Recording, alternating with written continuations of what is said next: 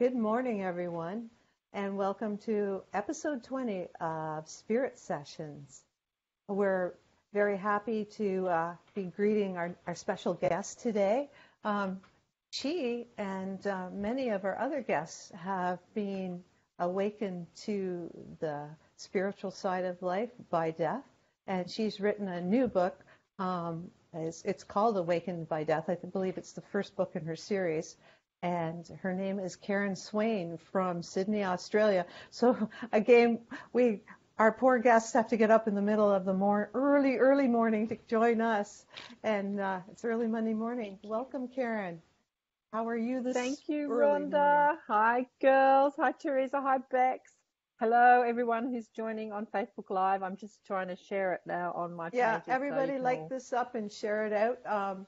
You can find us on the Akashic Academy, and it's great that we're all together this morning. We're so happy to see KARen again. We've had such lovely chats with you over the last few days, and your first book was Return to Love, and that's your personal story of being awakened. And this new book is Awakened by Death, and this is like a collection of books.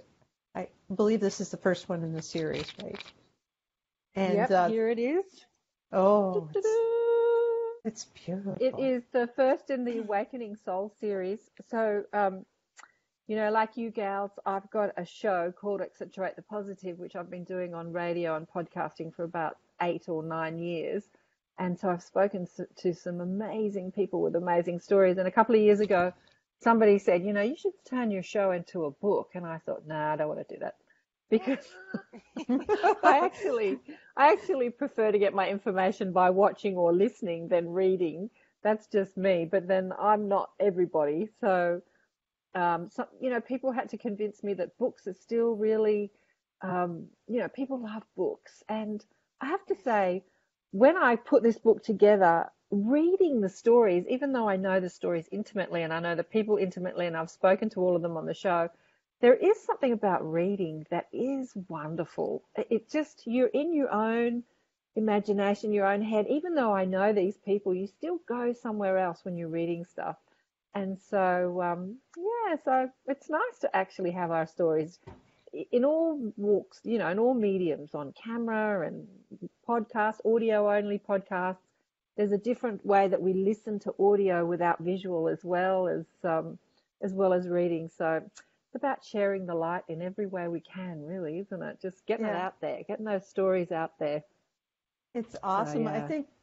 I think we've all had experiences with death, and I think kind of tell us a little bit about that you had your mom died when you were quite young, only 16. Tell how that awakened you. I think we were just sharing some stories that we've all kind of seen things and heard things from loved ones when they passed, but tell us yours. That's really I know. Just before we went live, we were talking about, I spoke to this amazing woman today, and she works as a harpist in hospice, and so we were talking about death stories, which people's transitioning stories, and so really what I want to do is I want to showcase people's awakening stories, how that happened, how it transformed them, and how they then go on to transform other people. So the first book in the series sort of is Awakened by Death. So it's people's awakening to spiritual understanding and who they are and what they're doing here, and all sorts of things through the death experience. And mine happened through the death of Mum. So as a kid, I'm one of those really curious kids, like, but why? But why? But why does that happen? But why? But why? And my parents would be frustrated. Oh, I don't know. Why do you ask so many questions? And then when Mum dies, I'm asking more questions, like, where did she go? And why did she get sick and die so young? Why did she die so young? And if she went somewhere, where did we come before we got here? And if we actually come from somewhere and go somewhere, well, what are we doing while we're here? And so these questions just, got louder and louder. And in between boys and buying shoes and trying to get on with the rest of my life, these questions would just hound me, and I would seek those answers. And for many, that's our awakening process, the questions. It comes through maybe even when you've had your own spiritually transformative experience. You could have your own NDE, or you could be seeing dead people, or you could be hearing people's thoughts or feeling people. And then you start asking questions like, why is this happening to me? And those questions actually summon the answers. So, never negate your questioning mind, because your questioning mind is actually summoning the energy that comes to answer. And then once you've got your answers, now you can share that with others who are questioning. So I was asking all these questions, and when I was young, I used to dream of Mum all the time, but I just thought I was just having these crazy dreams, because I'd see her in another city or in another circumstance, in another place, in somebody's house, a stranger's house, and I would be shocked to see her, because when you don't understand your dreams, you think it's real at the time you're dreaming. So I think that I was having this real experience when I was in my dream, and I'm like, "You're not dead." And she'd say, "No, I'm not dead." She told me over and over and over again that she wasn't dead. And I'm like, "Well, if you're not dead, where the hell have you been?" Like, I was really confused. And I'd wake up in the morning confused, and I'd be like back in this reality, and I'd be like, oh, she is still dead. And just like confused. So that confusion again made me ask more questions. Like, what's happening here?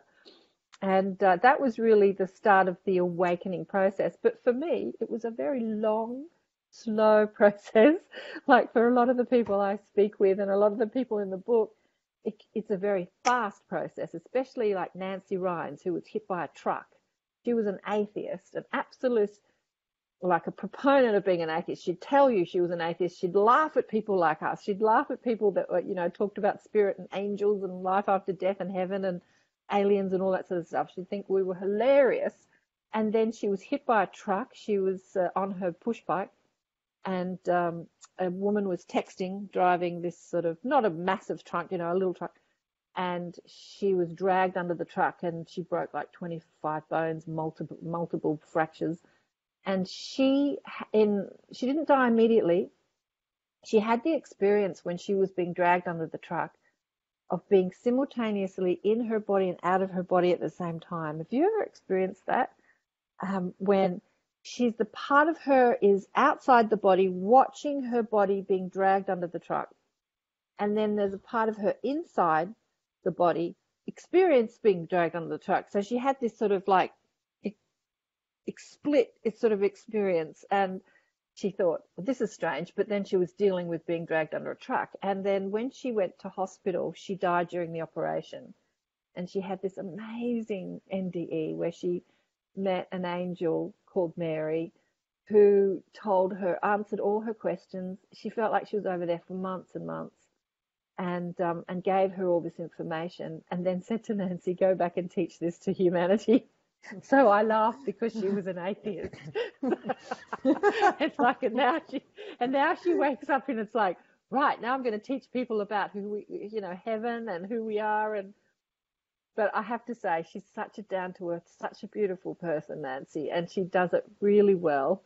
But her awakening was pretty abrupt, whereas mine was not. So, and many of the other people in the book, there are people that have lost children in terrorist attacks, one with the Sandy Hook shootings, and, a guy, Dave Byron, here in Australia, his daughter was blown up in the Bali bombing. And there's a lot of different stories, and with every story, people have a different reaction to how it affected them and then how they go on to make a difference in the world. But everyone in the book is an incredible light worker who's making a huge impact in the consciousness of humanity. Dave is just this light unto this world. He's just such a happy, beautiful man, and yet his story is so tragic. But he realized that the grief that he went through was just torture to him and to everyone else around him. And he just said, one day he made a decision that he didn't want to be unhappy anymore. He didn't want to be sad anymore. And so he made a really powerful decision that he wasn't going to be unhappy anymore. And he said that decision happens every morning with a choice. He wakes up in the morning, the first thought he has is of the senseless murder of his daughter in the Bali bombings. And then the next thought is her riding a wave at Bondi Beach. He could choose. Do I think of the tragedy or do I think of the beauty? And he says, I have that choice every morning and I choose to be the happy. And to me, that is just the most powerful, powerful thing you can learn in life, is how to choose a better feeling thought. Because that means that now you're a deliberate creator. And, you know, tragedy can happen to us, but we can still choose to think of the light or think of the darkness. That's the choice we're given here on earth, right? We have this diversity and frequency. What are we going to play with? So, yeah. That's so part of your mission is to show these stories and to show how that death isn't the end, and it's really not the thing to be feared. And I think a lot of us have such a fear of death that it keeps us from living our lives. And I do that, but I'm afraid it could kill me, or, you know, like silly things, you know. I don't want to go there because I'm held back by the fear of dying, when really that's a graduation. It's not really the worst thing in the world. I really think death, that fear of death underpins every fear we have. I think that fear of death underpins, like the fear, like what do people get scared of? Scared of getting sick, scared of not surviving, like money fears. A lot of people have, you know, money fears. I dealt with a lot of them, like when I was a single mother and scraping pennies together to buy food and stuff. It's that sort of fear of not surviving. Like, if I don't have the money, I can't eat, I can't survive. And it just, this fear of death sort of underpins every fear we have, I think. And once we alleviate that fear of death, life becomes a much better experience. Much better. Just, when you know that where you come from is the light, that you're held by the light, that you're supported by the light, that you're loved by the light. You could call the light God, you could call the light your angels, you could call it your higher self, you know, whatever you want to call it, the universe, the unified field, infinite possibility. But that source, our source, holds us, loves us, supports us, looks after us, gives us answers. We talk to it. We could call it our guides, we could call it our galactic friends, but it's there. When you know that, life is a much easier experience and a much more blissful ride. Look at you girls nodding. You know that. Yeah. I know you know that. Yeah. I know. It just makes it easier to let go. Bex, what is some people saying there? You've been monitoring our goes, and just want to know that people who shared it this week, we have our winner, and Teresa will announce them at the end from last week. This week, they'll win a 30-minute healing with me. So share it out and like it up and heart it up. And go ahead, Bex, you got some comments there for KARen? Questions? Yeah, we have a hello from Mel Smith. Good morning from Dallas. We have good morning from Tara L. Carbano Gullet. I'm always going to say that wrong. Jay McCartney says, good morning, happy Sunday.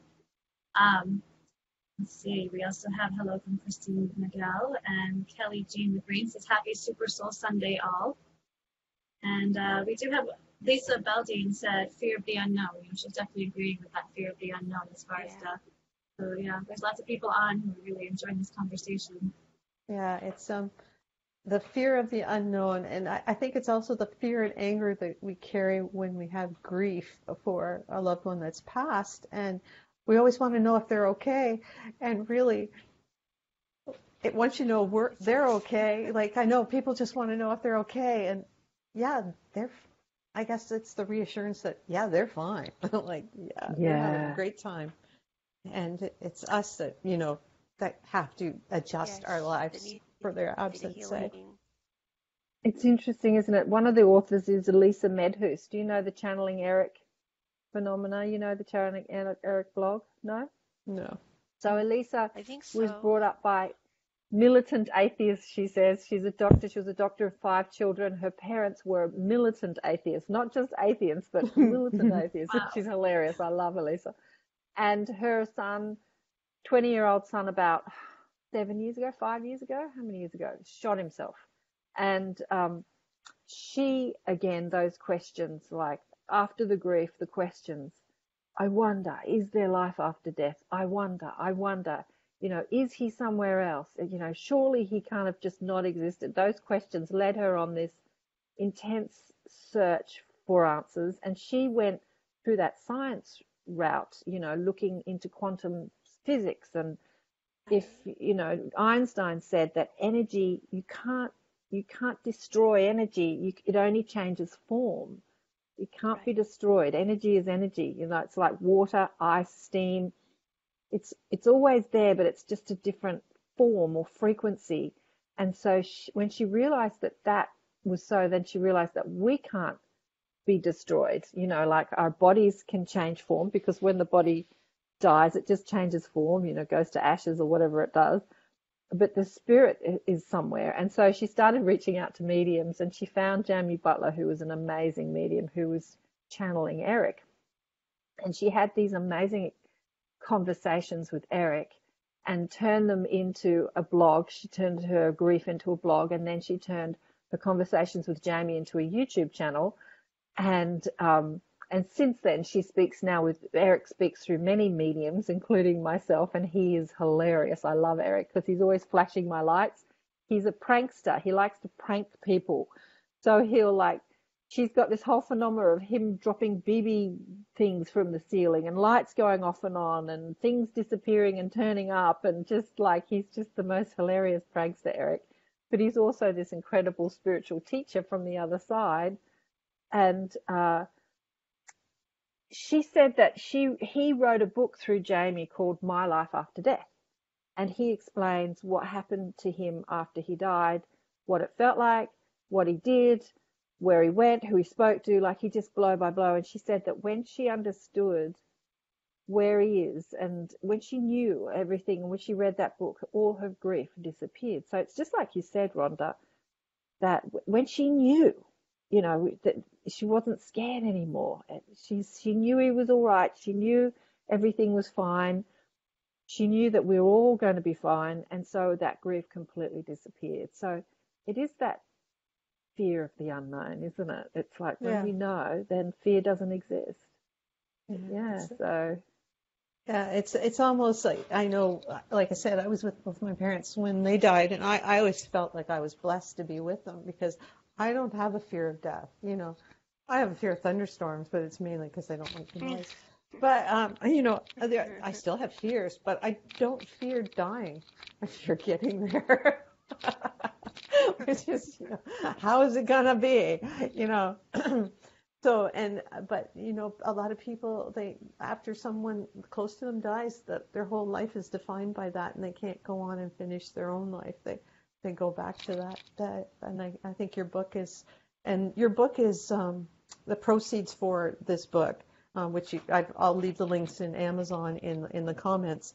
This is a project that you're doing, and the proceeds are going to the Jessie Lewis Choose Love Enrichment Foundation, or enrichment. Yeah, one of the authors is Scarlett Lewis, and her son Jessie, 6-year-old, was killed during the Sandy Hook shooting. So her experience is amazing. So Scarlett was a mother in grief, and during that time of grieving, she was thinking, I am realizing my greatest fear.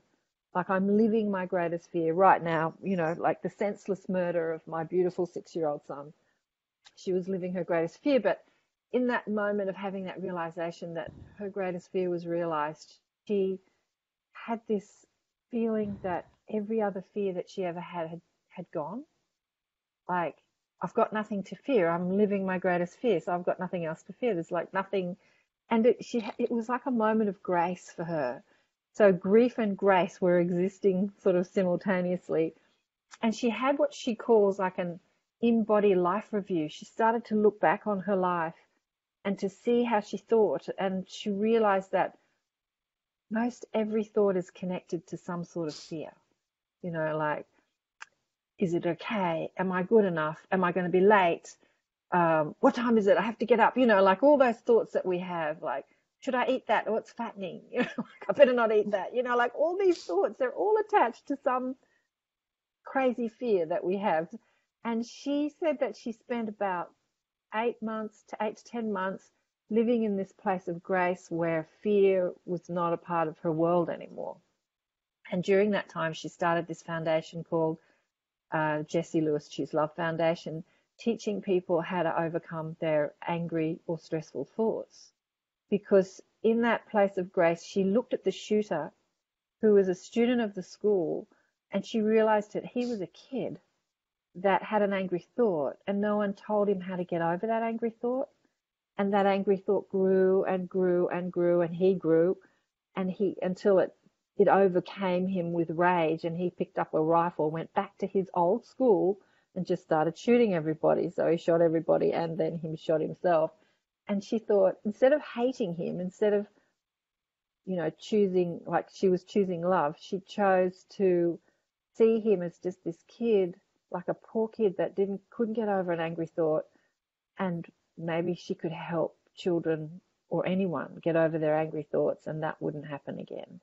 And so that's what she's doing. She has this program, which is free for any school to download, called the Enrichment Program, and it's teaching emotional well-being to children in schools. And a lot of schools have this sort of program available, but they don't focus on it because curriculum in schools don't focus on emotional well-being. They focus on our mental like teaching us stuff. And she really wants to make our emotional well-being important in schools. And I agree with her. It's so timely now, right? It was timely, like probably 100 years ago. It's like we just have to get with the program. It's just like, oh my God, it's just ramping up, like past you, way past you. Way past you. I guess. Yeah. Need to be hit over with the head with a sledgehammer sometimes. Get it? But wow, yeah, it's it's synchronistic that we've got you on this week. So with all the sadness that's going on in our schools, and I just hope that this would be a great program for everybody to focus on in their schools, and great program for everybody to be able to get over angry and thoughts. Angry thoughts, exactly. Here's the thing. So my main message with everything I do, I call myself a teacher of deliberate creation. My guides, once I started asking those questions, I had many, many experiences.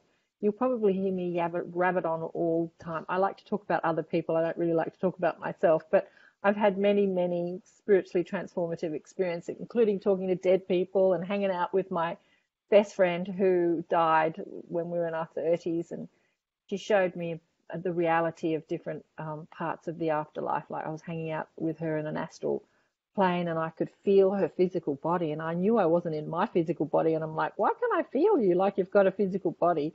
So there are different levels of the afterlife that we can experience. Some are more physical than others. Some are more etheric. And but with I've lost my train of thought now. What were we talking about? Oh, deliberate creation. Thank you. But with all of this, my guides want me to focus on helping people know the power of how to create their own thinking and feeling, because this is what the ETs are teaching us as well. They know how to do that, how to focus our thoughts. As humans, we think. Life happens to us, and then we respond to it like, oh, I don't want that, or I hate that, or that's terrible, or isn't that beautiful, but we're thinking that it's a response to what's happening to us instead of having that power and that ability to choose how we're going to respond. And so, I call my show Accentuate the Positive, because in any situation we can accentuate the positive. Dave Byron, who's the guy in the book whose daughter was blown up in the Bali bombings, he's rummaging through the bomb site and looking for his daughter. And in everything he went through, he's an amazing man, he's still accentuating the positive. He's saying, right, I need to get to the hospital to see if he's there, if she's there. And there was a guy on a bike standing outside the bomb site, and he said, do you need a lift, mate? And he goes, yeah, I need to get to the hospital. And he goes, God was blessing me with this guy on the motorbike. And I'm thinking, how do you feel blessed when you're looking through a bomb site for your daughter? And he's feeling blessed, right? Incredible how we can choose to see the light and everything. I tell you what, with Dave, it was when he saw the last photograph. And if you read the book, that's the most, I warning, that's the most horrendous part in the book, the last photograph. He thought it was going to be the photograph of her on the dance floor, because it was a disco that was blown up in 2002, I think it was. but it wasn't. It was the last photograph of her remains that's when he lost all his hope. And he spent a good couple of years grieving and hating on the world. And he said that he, after a couple of years of living like that, he could not do that any longer. And that's when he made the decision to choose a better thought, to choose a happier thought, to focus on the good rather than the bad. So just such a powerful message for everyone listening to this. You okay, Teresa? Yes. Gonna make These me people cry. got such courage. They've got such courage, and I'm glad they're showing us their courage. You know what I mean? Blessings to all of them. I'm sorry. Oh, you're such a sensitive soul. Don't get me going. Where are my tissues? Okay, we're not crying. It's happy thoughts because we all get better. It all gets better. I have a little tribe called the Inner Sanctum Tribe, and there's this beautiful woman who is in Sweden. She got the book. She was reading it on the plane, and she said that she was blubbering and snot and tears were all over her face when she was reading Dave Byron's story, and because it's horrendous, but it's also beautiful. And this guy next to her was looking at her like, "Are you okay?" And she looked at him and smiled. He was a bit confused because he didn't understand why she was blubbering, but she was reading this story. So the book is very emotional. But Cyrus Kirkpatrick, who is one of the authors in the book, he's my editor, and he's an amazing experience. He's an astral traveler. He can deliberately astral travel. Like, he has two lives. He has this physical earth life, and he has a completely other life in an astral realm, which he calls second earth.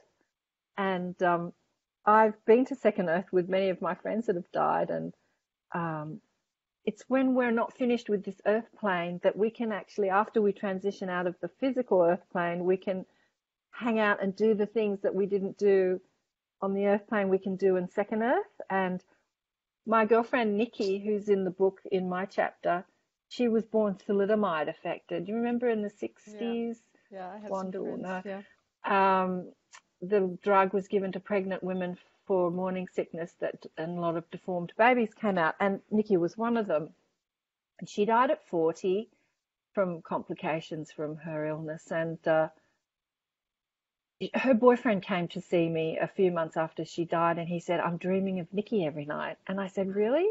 What are you doing?" And he said, "We're traveling the world," because Nikki could never travel because she was very sick and she couldn't get insurance, and there was for sure that she was going to get sick, so she never traveled.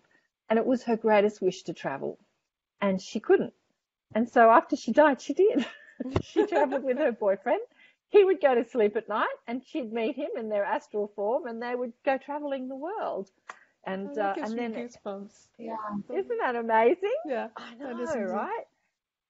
So Cyrus hangs out in this second earth, and he has this amazing second life in this second earth. Well, I think we all do in some respects. We just don't remember it while we're in our physical bodies. But, as multi-dimensional beings, we're living, past life, future lives in different dimensions. Some of us are, some of us say, "Oh, talk to your spirit guide," but some of us are actually spirit guides, in one of those multi-dimensional lives. I think you're a bit of an angel there, Teresa. I think you're definitely overseeing people with your angel.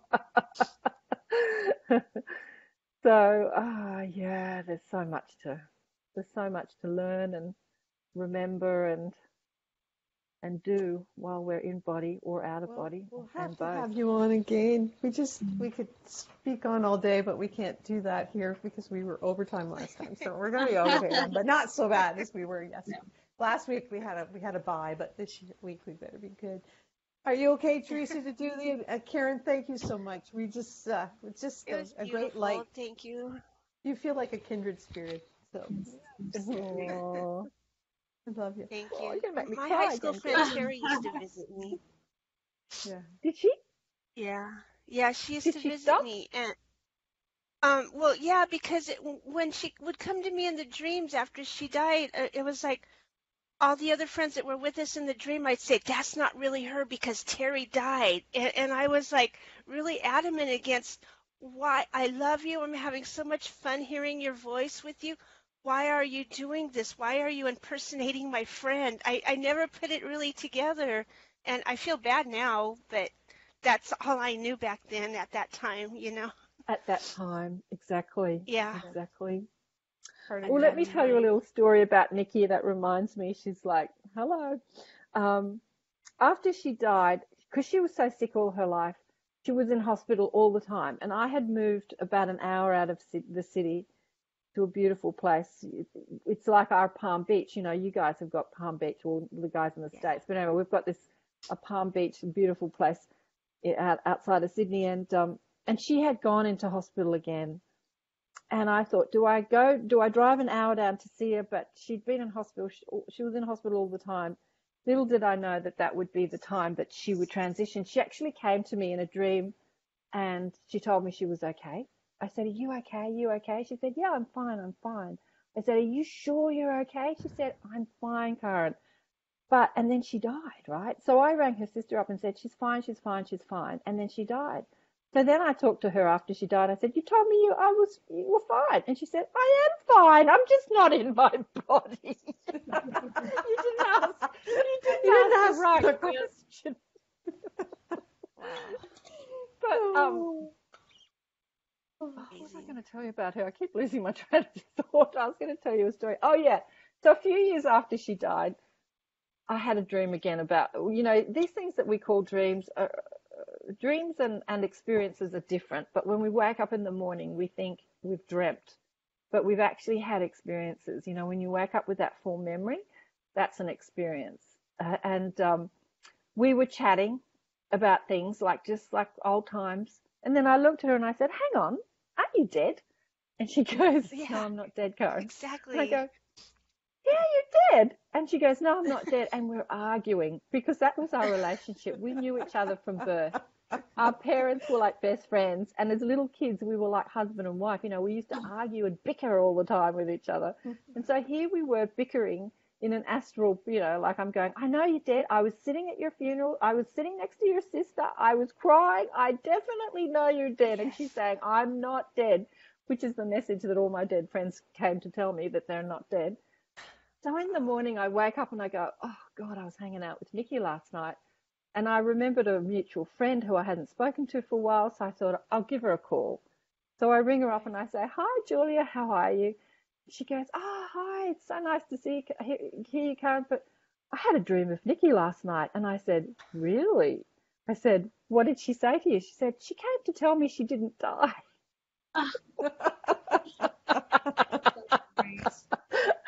And I'm like, she's getting around telling a few people she didn't die.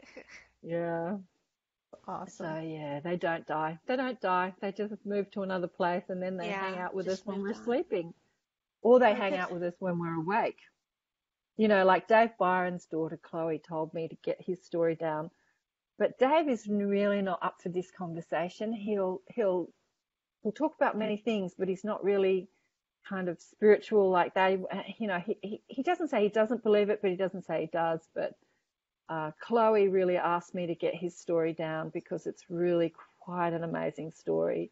And then, with Jessie, with Scarlett Lewis, Jessie has been really guiding her from the other side with everything she does. And her story is amazing with the communication that Jessie was giving her just after he died. Lots of signs and symbols and sky writing in the sky. It's her story is incredible. I got to get this book. I got to get this book, and I'm going to order it from Amazon myself and get it. Yeah. Bring it in, read it. Not on the plane, because I don't want to cry on the plane. Thank you. Warning, don't read it in public. Yeah, it's a tissue one. Thank you, KARen, again. I guess we better get going. So, Teresa, can you give us our afternoon announcements before? Yeah, I've got some announcements. Right after our show at 1 p.m. Eastern Time, 10 a.m. Pacific Time, Kathy Homeyer is back from her hiatus, and you'll be watching Nourish Your Multidimensional Body. And then tonight at 8 Eastern Time, 5 Pacific time. Don't forget Janelle Cameron, who's also from Australia, and she'll have her amazing show, The Cosmic Ascension Report. And tomorrow we got a debut of Caitlin Batter's show. It's called Real Life Lotus Talk, and she just invited me to be a guest, so I will see you all again there tomorrow. Awesome. And if you want to get a hold of Bex, Divinely Guided Inspirations with Bex Marie, such a talented friend of mine. And then Rhonda does so many things besides encouraging us and pushing us in amazing ways. Join her at Cerulean Forest and Healing through the Akashic Records. We have a page for our show called Spirit Sessions, A View of the Light, Replay, and I can't read it that far away. At Replay and Resource page, and then you can find me at Claim Your Akashic Inheritance. Now, have you been sharing out our show today? Keep sharing it out. Share out the replays. Here's who won with Bex. Ready? Ryan J. McCall. Woohoo! Yay. You've won an amazing intuitive reading with Bex, and who shares it out this week will win an amazing healing with my friend Rhonda. Woohoo! See you all soon. Thank you, KARen, again, and we'll put all KARen's information in the comments, and connect with her, like her Facebook page, and she has a wonderful YouTube channel which I've stuck in there too. So we'll see you again. Thank you so much again for joining us all. Blessings for the week, everyone.